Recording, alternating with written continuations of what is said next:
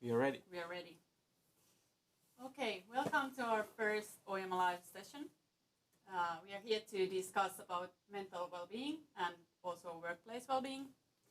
I'm Jaana Ojanen. I'm a psychologist. I work as an organizational psychologist and couple therapist. And here's my colleague, Niklas, and the founder of Oyama. Can you, Niklas, tell us something about the story of Oyama first? Of course. After some technical issues, I can jump in here to finally get going. We started in 2019. Basically, I have been for many years following this scene and trying to find ways to tackle this not so well-working mental health care system and find ways for people to access good tools. And we built the foundation of Oyama basically so that we wanted to bring the tools for people to actually access the psychological knowledge, the evidence-based knowledge that is out there, which is largely what you are bringing in as well. So the Oyama has built this mental health app. What would you like to tell about the app? Sure. So we'll talk, of course, a bit about that probably today. But the app, which is currently being piloted here in Maria 01, is simply a evidence-based tool, a virtual community where we share different tips and tools, or actually you share a lot of different tools. You moderate the community, which is fully anonymous. And then on top of that, we have our mood journal, which is simply a tool for each and every one to practice awareness around thoughts and emotions. Cool. And you mentioned something about the name Oyama. What would you tell about that? What's the story behind it? What does it actually mean? Yes. So the name Oyama is, of course, was picked carefully in 2019 because it means big mountain in Japanese. So that's largely what we wanted to use. A metaphor here is that we're trying to bring the tools for people to be stable and balanced like a mountain in the storms of life. This was the original story behind the name. Sounds good. Still very, very much in line with what we want to achieve as well. So it was quite successful branding-wise, I believe. Cool. Today's topic is actually that the burnout is everyone's problem. And after that, we are going to have a special guest from Maria 01. And we are also talking about the community and how to maintain mental health through relating to each other. But first, I would like to ask you about this burnout topic. What do you think about it, or is it something that has been real life for you? It's a good question. I think burnout is a quite misunderstood topic in many ways. We of course, or at least I see burnout as something that is a diagnosis which it isn't yet, but at the same time I see it as more as a state where you have a lot of physical symptoms already in place, where your nervous system perhaps isn't working properly. However, there are of course many signs that you can see of exhaustion, which I believe is a very familiar thing for many of us currently in the midst of this pandemic. And personally also, I think it's been a quite exhausting year, but also the life of a startup is quite exhausting in many ways.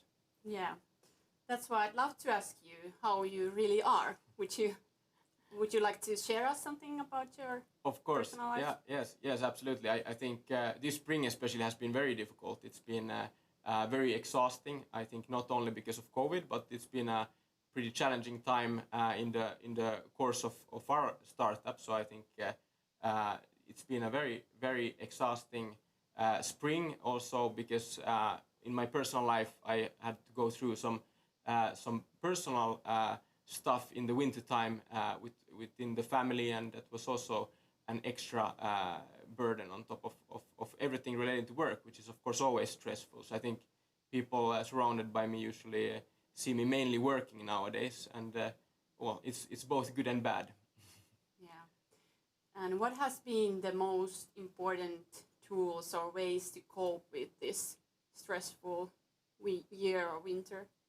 What do you think? Yeah, that's a good one. I think largely one thing is that I've been going to the cabin. I'm happy to have a summer place where I can go to relax. That helps a lot. But honestly, I think I've also turned a lot to the bottle and been having a glass or two, maybe a little bit too often. And I think that that is definitely a habit I'm trying to tone down. But at the same time, I had a period where I wasn't training so much, which I generally do at a very active level. So I think now coming back to training and finding other things to do has also been very helpful, especially in this time of year.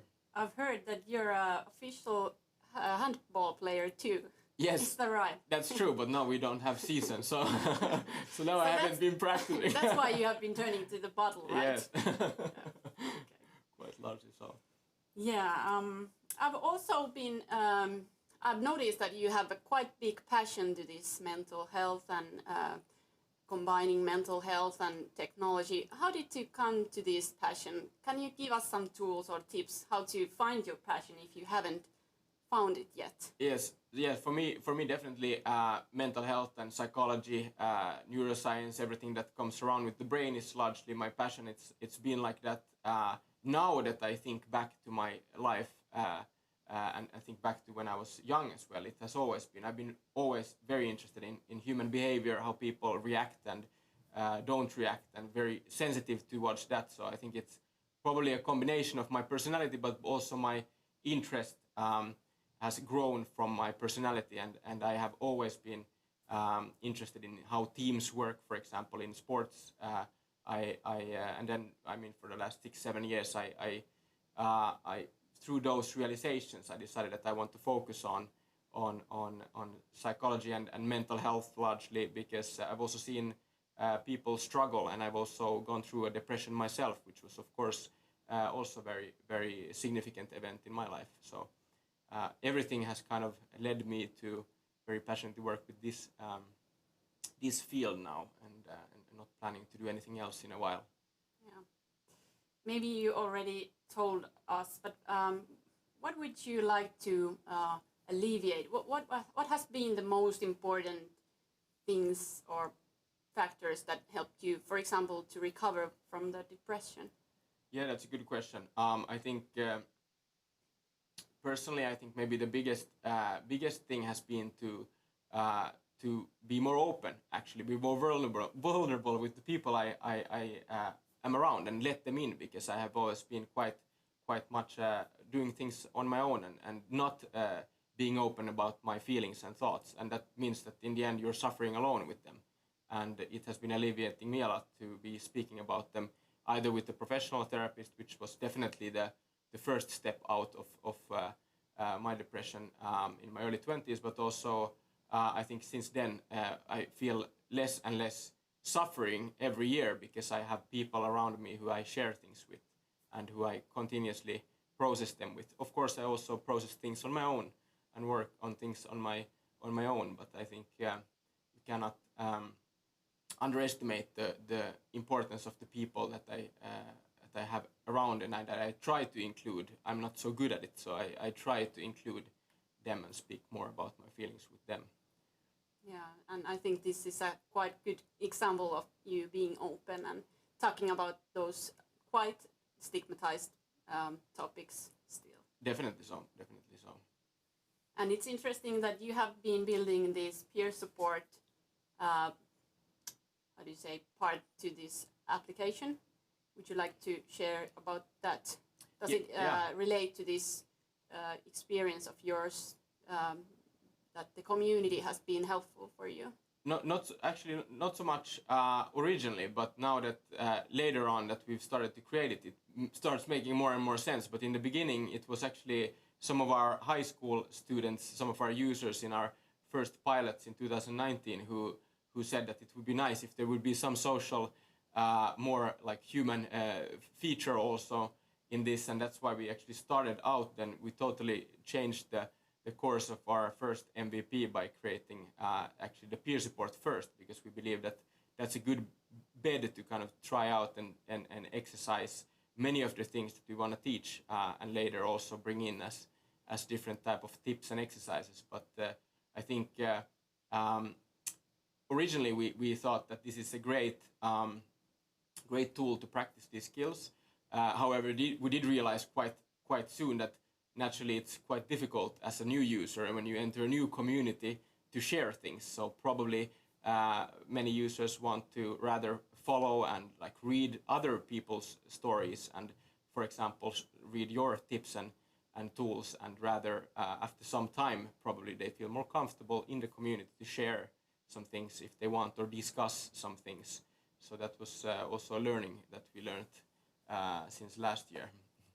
Yeah, I think this social connection is quite important, especially now that the time of isolation has been quite a big thing. And that's why actually we wanted to invite Jessica from Maria01. You can welcome. Hello. Hello. Good to be here. Yes. Nice. Good to have you here. Yes. Excited. And can you tell first about yourself and about the work you've been here doing? Yeah, sure. So, well, as mentioned, my name is Jessica. I work as the Chief Network Officer here at Maria01.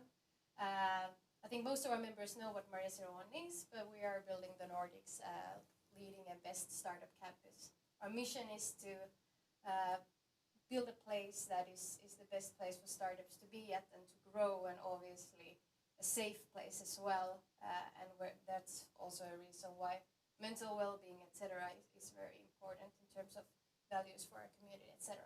What I'm doing, I'm working closely with all of the investor network members and partnerships. I'm part of our networks team, so anything that is related to activities within the community in terms of events or running various programs are sort of activities that we are taking care of.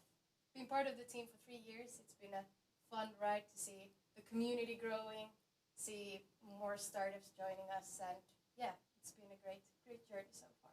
And it definitely is the number one place in Finland, at least, for Yes. becoming the Nordics' best place for Absolutely. startups, I believe. Absolutely. Yeah. What do you think about this year? Have you been noticing some changes now? Of course, there is no events, but what would you like to tell about people?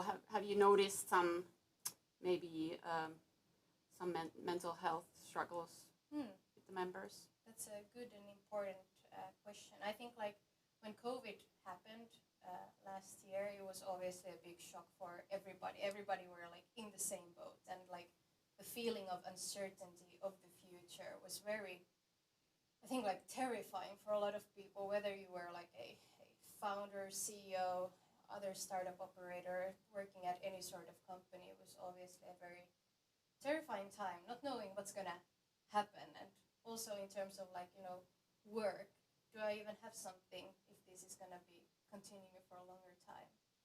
And at least what comes to our community and like how we operated with our team back then was to really put all of our focus on the founders and startup members of our community and support various resources in terms of content or peer-to-peer sessions to bring people together, to have a forum where they can share struggles or any sort of concerns, feelings, or even success stories during the COVID times with each other.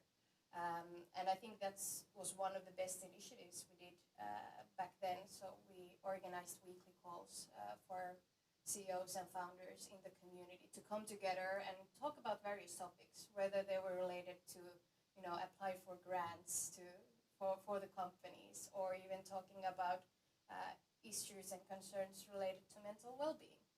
And I think it was a great place to offer something where people can come together and share these stories, and also have a safe space to open up about various dialogues and topics concerned to COVID times. And that was actually something we had not done previously. And I always say that the best asset of Maria01 is the people in the house. So, you know, you can always go to other founders and CEOs and ask for support. or if you're the only marketing person in a team, there are fellow marketeers that you can get support of. But same comes with like questions like mental well-being.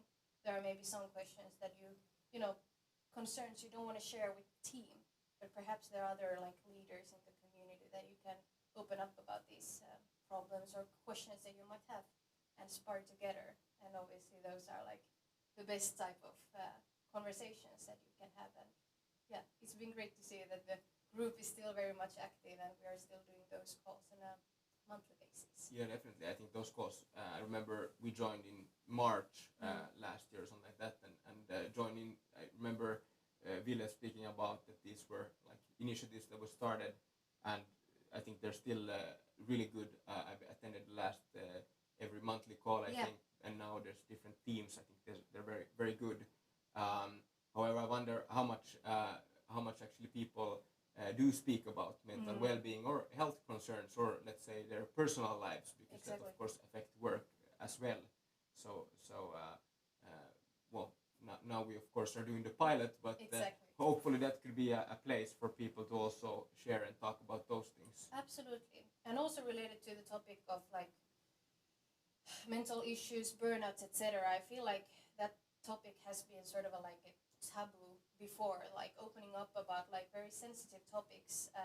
The barrier has been very high, but I think like it's coming lower all the time, and I think it's also related to just the like environment in general, like thinking about for instance generation like the millennials who are like having tough times, and I think like the rates in terms of, you know, going through depression, etc., is higher than it's been previously. So I think it also gives room to talk about these topics and kind of like, you know, make it more normal. It's nothing wrong about talking about your feelings or a depression you've been going through.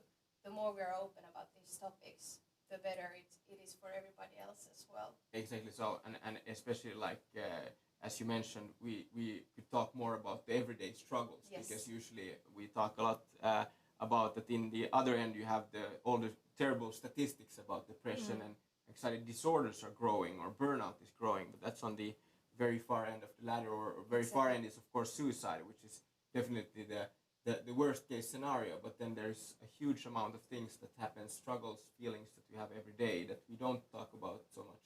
And I think also Startup Satya wrote this great article about that recently, that founders and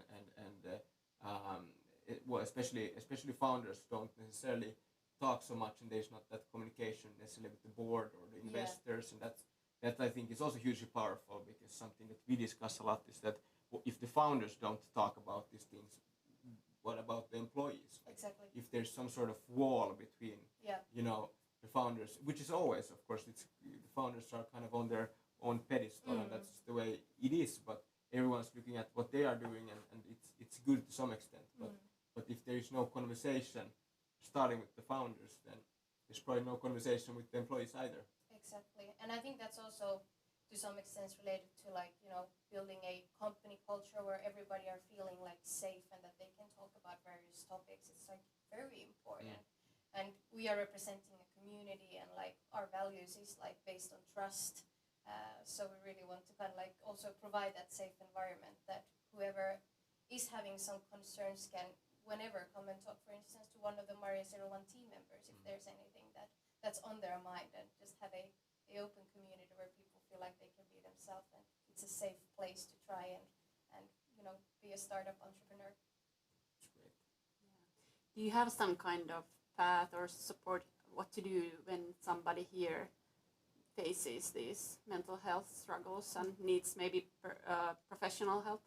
That's a really excellent questions. We've been running like events and providing like tools and resources and best practices on, you know, how to make everyday life better in terms of work life balance, etc. And then obviously like running pilots like together now with Oyama, where the members can try the app and actually, you know, deep dive into an online community and get the peer support there. I've personally been enjoying using the app a lot. I'm a very visual person, so I think it's very nicely done and it's like easy to use, but also to have those check-in sessions every day and put my feelings there and add a bit of a comment. It's kind of like a nice way to also reflect like, how am I actually doing? and to kind of like document that as well. So I really enjoy the tool. Absolutely, that's great to hear, and it will eventually we will want to also show you kind of how the daily tracking is actually what impact it's having on your life. But that's something that's coming as well. But naturally, we'd also like to see more of the community members to actually discuss or join the threads and so forth. But that's something that we can still be working on in the pilot. But that's definitely one good thing that we're of course trying to do together for the community. But then I was wondering, well, what do you think that the community would really need in these times? Like, or how could we as a community maybe support each other even more? That's maybe a spontaneous. It's a good question. Yeah. Like I notice now, like reflecting on the year back, and like time has been going so fast, and it's like crazy now afterwards, thinking month by month what has happening, what are the feelings like I've been going through, our team has been going through, and it's been like a very exceptional year. And obviously, like we do like one-on-one calls with all of our startup members as well to kind of like check in how they're doing and if there's something that we can support. And well, despite COVID, our community is bigger, so it's nice to see that, you know, people are still in need of a community. And I think it's really like the peer support that you can gain in a community with like-minded people that is really the core. And a lot of our members are asking, you know, they are really craving to have events together and meet people and have the like social part to it. So I think like that's at least one thing that everybody are very much looking forward to, have kind of like the normal back, and you know, go to an event and you never know who you might meet or talk with or get connected with. So that's definitely one part to it. But then also to continue on these peer-to-peer calls and like support groups that we can do together around various topics, and also to kind of like again lower the barrier around topics like mental well-being. I think that's really important and something that we also like to focus for the future as well. But that has also been requested by our members as well, that they're really looking for like peer-to-peer sessions as well around certain topics. Yeah, makes sense. I think that's definitely something that we've discussed also in some of the monthly calls, and that's actually something that we were thinking that these sessions could also be more interactive. Some questions, especially those who follow live could ask some questions during the session, and we could answer those as well in the end. But definitely also events where we can interact for real would be quite nice. Yeah, and that came to my mind. If we have some questions, if somebody is online, you can check try it. to check if there has been any questions. Yeah, and also you can leave some questions after this session, and we can also plan the next sessions and maybe around those topics that you wish to hear. Definitely. Let's check if there's somebody online and sending some questions. It's working.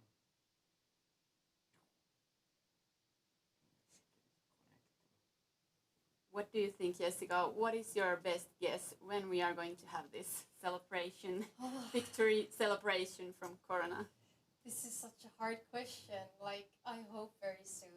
I want to be an optimist and like think that, you know, we are gonna get the vaccine, like, you know, everybody time by time, and it would be amazing to have some sort of a barbecue party organized safely out in the yard. We did one last year; it went very well. So I think after summer would be amazing if we could do a smaller gathering with people outside and in safe manners, of course. So I'm being hopeful that the trend is the same as last year, and obviously due to the vaccine, I'm being more optimistic there as well. Yeah, it would be amazing to have some kind of parties outside, maybe. Yes, absolutely. And I know, like, I'm personally like a person. I get a lot of energy of people. So, like, you know, it's 1 year working remotely mostly. It's been a learning curve, of course, but obviously now working time to time again here at Maria, it's great to see people and have those encounters in the hallway again, and just say hi to familiar faces. Yes.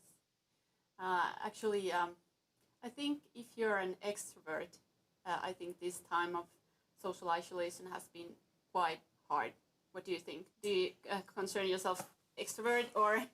I'd say like all of my friends would say that I'm an extrovert, and I would completely agree on it. But I also feel like I'm becoming more of an introvert during the COVID times. So I think also like people maybe have been a bit changing from like introverts to extroverts and vice versa. But obviously like especially being more of the extrovert type, when I had to go into the remote mode, it was a struggle. Like, you know, organizing work from home. Usually I like to work from the office, so that was obviously like hard, and like you had to structure everything, you know, from scratch, and it was hard to cope with those thoughts and, you know, that new situation from home. But after half a year at least, it became much easier. So here we are. And now you're working at home or in the office? Yeah, so we are now working like remote and office, so we can sort of like from our own office reserve a seat. So everybody has the option to work from Maria 01 as well. So that is a nice option. But I think also in terms of learning of new ways of working, like I also actually enjoy nowadays to work from home as well, time to time. Most definitely. No questions so far, so we can keep going. Okay. So I think this was it. This was largely, yeah? This was largely the wrap for today. Yeah. It's nice. Yeah. And maybe next time we will talk about these personality traits, also about the extroversion. Mm-hmm. And we are going to have a special guest also next Tuesday. And he's called Juha Hynynen. He's actually, he thinks he's a veteran of startups, yeah, true. And he's also an executive coach. So maybe if you have some questions to him, you can send us, and maybe we will ask them and talk about them with him. So I look forward to that session. That will be definitely an interesting one. But yeah, thank you very much for being here with us, and hopefully next time we will have some questions also online. Yes. And Live. Yeah, that was it. Thank you so much for having me. Thank you. Thank you for coming.